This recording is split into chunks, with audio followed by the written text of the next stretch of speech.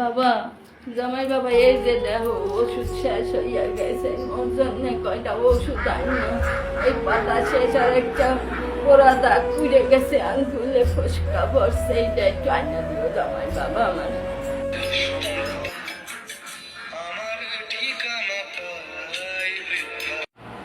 আহারে, দিলেন তো মেজাজটা খারাপ করে, ধরতো নি।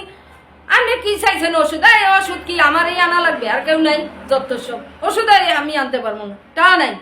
দেখছেন একটা কি মনোযোগ দিয়ে একটা ফেসবুকে আমি কমেন্টস দিতেছি যে বাবা মাকে বৃদ্ধাশ্রমে রাখলে সন্তানের কি পরিণতি হয়, আমি দেখতেছেন। তারপর আবার এত কথা কিসের? আর আপনি ওই যে রুমের থেকে আইছেন, আপনি ফ্যান বন্ধ করছেন, প্রায় দেখি যে আপনি ফ্যান সাইডে আসেন, এটা ঠিক না। বাথরুমের দরজাটা জোরে ধাক্কা মারেন, এগুলো করবেন না। আইছেন চুপ করে বইতেন, যত সব।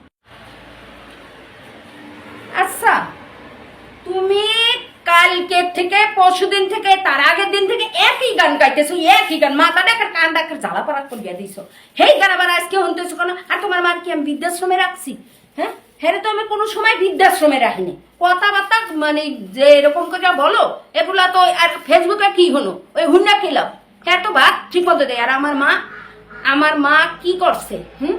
আমার মা খালি আইয়া একটু কইছে যে বাবা একটু ওষুধ এনে দাও। তুমি হে মাতারি ফ্যান ছাড়ে না, হে মাতারি ফ্যান বন্ধ করে না, হে নিয়ে এক গাদা কথা যে শুনাইলা।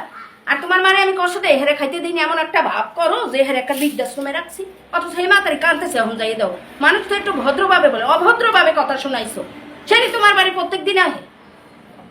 নিজেকে ভালো বোঝে আর পরের বোর্ডটা ভালো বোঝে না। আর কোনোদিন এইসব গান শুনবো না। তোমাকে পুরুষের কারণেই তো মহিলারা খারাপ হয়ে যায়, নাই তো কোনো মেয়ে বাপের বাড়ি থেকে আইসা খারাপ হয় না। হ্যাঁ,